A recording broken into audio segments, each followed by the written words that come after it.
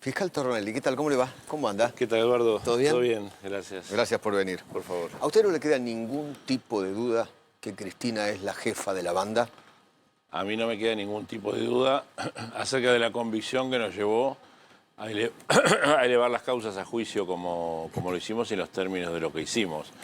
Falta recorrer un camino que es el debate oral y público, que yo espero que sea más público de lo que está haciendo.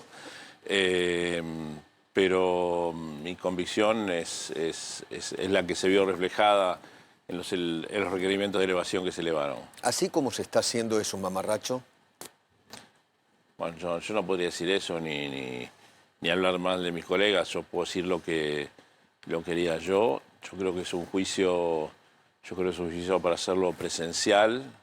Creo que la pandemia nos ha dejado algunos vicios, que es el trabajo virtual, pero una causa como esta requiere que sea realmente público, que la gente sepa exactamente qué lo pasó y qué es lo que cada uno tiene para decir. Y que sea presencial. Y eso debe ser presencial y debe ser con un ritmo un poquito más intenso que el que se vio hasta ahora, ¿no? Es una opinión solamente, no conozco la mecánica de trabajo ni la acumulación de trabajo que pueda tener el tribunal. Es una causa indudablemente histórica, ¿no?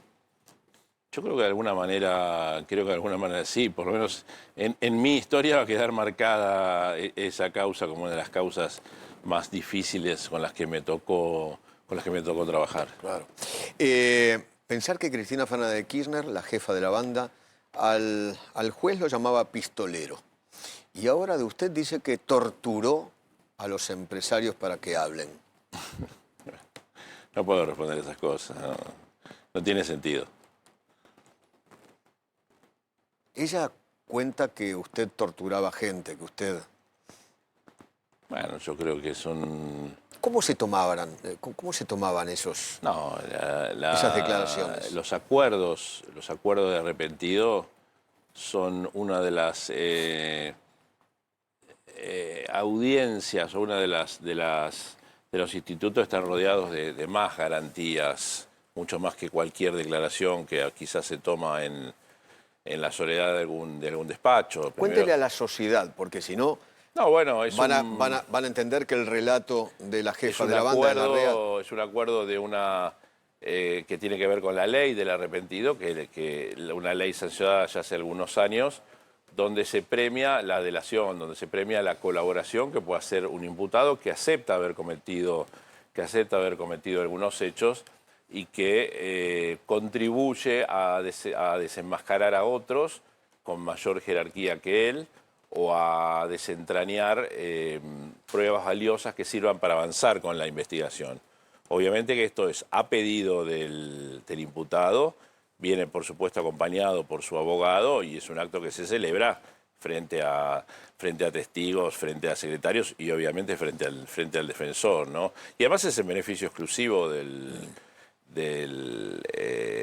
arrepentido, digamos. ¿Usted en algún momento a alguno de los empresarios le dijo...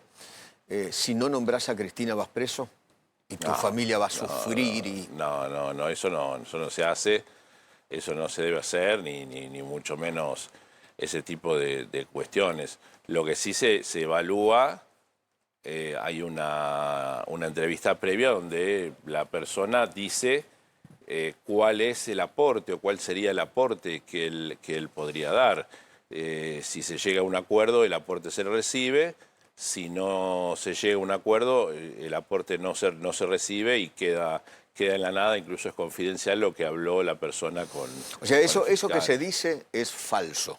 Hay como un mito, ¿no? No, eso no ocurrió. Usted le decía, obviamente. Usted apretaba y el juez también apretaba a los empresarios para que la nombren a ella. No, obviamente no ocurrió. Era parte de la tortura psicológica, ¿no? Hay un riesgo para el arrepentido, que es cuando si llega a dar información falsa o que no es veraz, falso testimonio, se somete a una figura delictiva específica, claro, que es más grave por la que estaba siendo indagado. No tiene ningún sentido lo que se dice. Sí.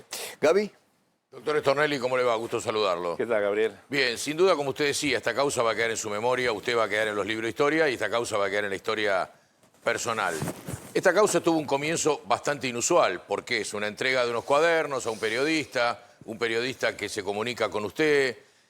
¿Nos puede contar cómo fue la investigación que llevaron a cabo? Desde que Diego Cabot llega con los cuadernos hasta agosto del 18, si no recuerdo mal, que empiezan los allanamientos. ¿Qué se hizo en el medio para poder certificar lo que los cuadernos de Centeno referían? Bueno, ante todo tenemos que decir que no es inusual. Lo que era quizás más fuera de lo común era la calidad de la prueba que estábamos recibiendo. Muchas veces los periodistas de investigación se acercan a la Fiscalía y presentan alguna investigación periodística que han hecho. Esto fue lo que sucedió con Diego Cabot. Él me contactó, me mostró una prueba o parte de la prueba que tenía, porque no quería mostrar todo, porque tampoco confiaba demasiado y demás. Me comentó qué era lo que estaba haciendo y bueno, a partir de ahí él concurrió a la Fiscalía, decidió presentarse a la Fiscalía y a partir de ahí tuvimos unos meses de investigación donde nos dedicamos a corroborar y a cruzar muchísimos de los datos que estaban en esos cuadernos, o en lo que en ese momento eran fotocopias o filmaciones o videos, que nos permitió llegar a una convicción de que estábamos frente a una prueba real y concreta.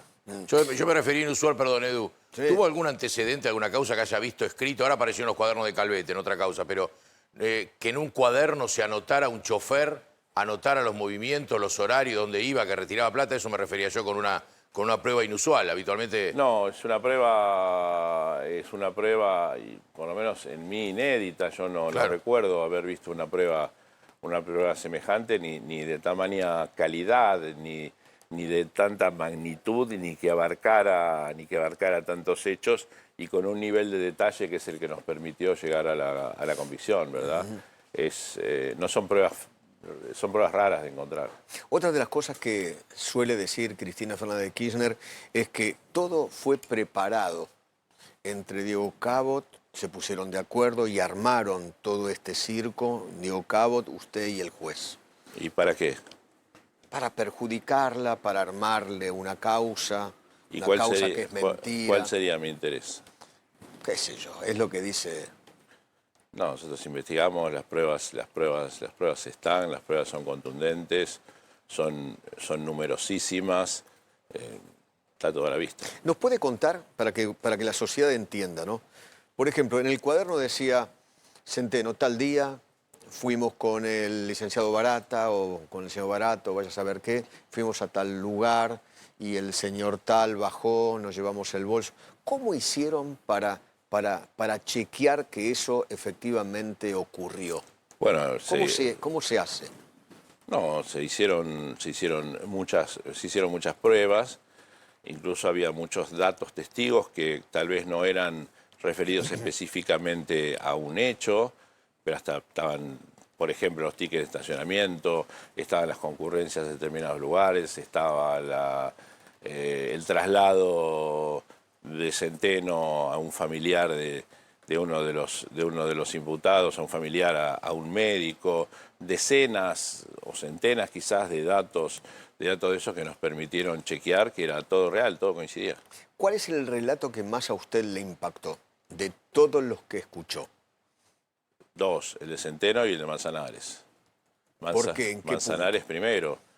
Manzanares era del estrecho riñón, del más puro riñón de la banda, era el contador, era el que generaba el blanco, era el que contribuía al lavado del dinero y el que daba las indicaciones y conocía los secretos de todos y estuvo dispuesto a colaborar y a decirlo. ¿Y qué fue lo más fuerte que contó?